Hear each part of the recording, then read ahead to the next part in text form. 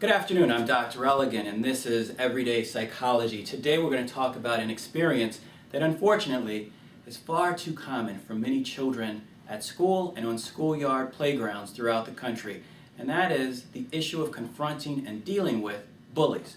So a bully is someone who takes advantage of others for personal gain and satisfaction. They may pick on a kid, they may hit a kid, they may steal something from them, but they don't make people feel good, and they oftentimes embarrass and humiliate others for their own personal satisfaction. The interesting dynamic that takes place with bullies is that role of the bystander. The bystander are the other kids who are watching, who oftentimes are laughing, who are smiling, who may be encouraging the bullying to take place, and in this age of digital media, maybe taking pictures and recording some of the bullying that's taken place, and eventually become secondary bullies themselves down the road, which we'll talk about in just a second. And then there's the role of the hero, those students who stand up and take action and say enough is enough.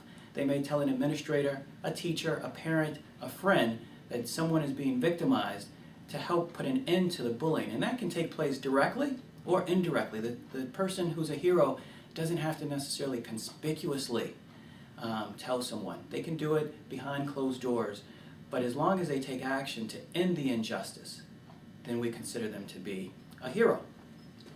So I have developed an app that's available on the App Store, and it is a tool to help teachers, administrators, students identify actions that are considered to be heroic and prosocial that put an end to bullying, identify the bully, and identify the role that the bystander plays. One of the interesting things in this age of cyberbullying is how a bystander who is filming or recording this injustice could actually become a secondary bully by posting those images online and further victimizing the person who is already humiliated by the bully.